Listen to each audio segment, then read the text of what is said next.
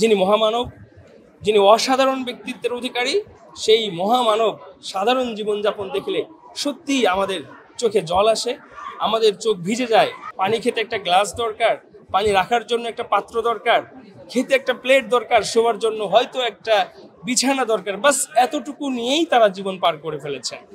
রূপ অর্থাৎ রাসূলুল্লাহ সাল্লাল্লাহু আলাইহি সাল্লাম মসজিদে নববী যে তিনি প্রথম এটাকে নির্মাণ করেছিলেন, তার অবয়বটা মূলত এমন ছিল। আজকে 1450 বছর পরে আমরা মসজিদে নববী দেখি আলো ঝলমলে।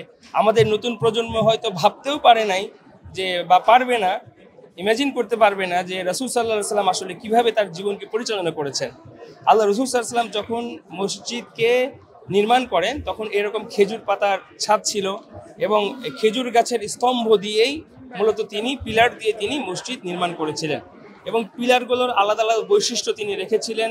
কোনো পিলারের কাছে বসে তিনি বিচার কার্য পরিচালনা করতেন, কোনো পিলারের কাছে গিয়ে তিনি মানুষের বিদেশিদের সাথে সাক্ষাৎ করতেন, আবার কোনো পিলারের কাছে এমন ছিল যে সাহাবীরা নিজেরা অপরাধ করে থাকলে ওইখানে এসে তিনি নিজেকে বেঁধে ফেলতেন বা সেনাপ্রধানদেরকে তিনি পাঠাতেন, কমান্ড করতেন। আল্লাহ রসুলের এই বৈশিষ্ট্যগুলো এখানে ছিল এবং একই সাথে এই মসজিদের সাথে মূলত বাম পাশের সাথে একটা দরজা আছে যেখান দিয়ে আল্লাহ রসুল সাল্লাল্লাহু আলাইহি ওয়াসাল্লাম তার বাসায় প্রবেশ করতেন। তো মসজিদে নববীর ছাদ এখন আলো ঝলমলে এবং অনেক সুন্দর। 1450 বছর পূর্বে এমন ছিল যে সেখানে এরকম খেজুর গাছের পাতা ছিল, ছাউনি ছিল, যে বৃষ্টি পড়লে কাদা হতো এবং সিজদা দিলে তখন সাহাবী সহ রাসূলের কপাল কর্দমাক্ত হতো।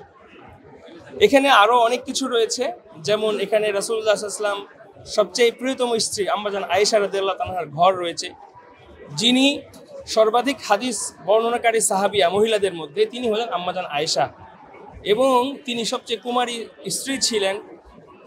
তিনি কিভাবে রাসূলের মর্যাদা রক্ষা করেছেন, অথচ তার ঘরটা কেমন ছিল যে সেখানে নিত্য সামগ্রী ছাড়া একেবারে পানি খেতে একটা গ্লাস দরকার, পানি রাখার জন্য একটা পাত্র দরকার, খেতে একটা প্লেট দরকার, শোয়ার জন্য হয়তো একটা বিছানা দরকার। বাস এতটুকু নিয়েই তারা জীবন পার করে ফেলেছেন।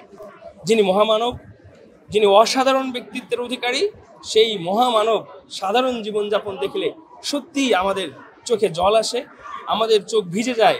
অথচ আমরা যেখানে আছি, আমাদের নতুন প্রজন্ম যেখানে আছে, আমাদের ভবিষ্যৎ প্রজন্ম যা ভাবে যে তারা যদি দুনিয়াতে তারা যদি গরিব হয়, দুনিয়াতে তারা যদি স্বাবলম্বী না হন, তাহলে তারা ভাবে তাদের সবকিছু শেষ হয়ে গেছে।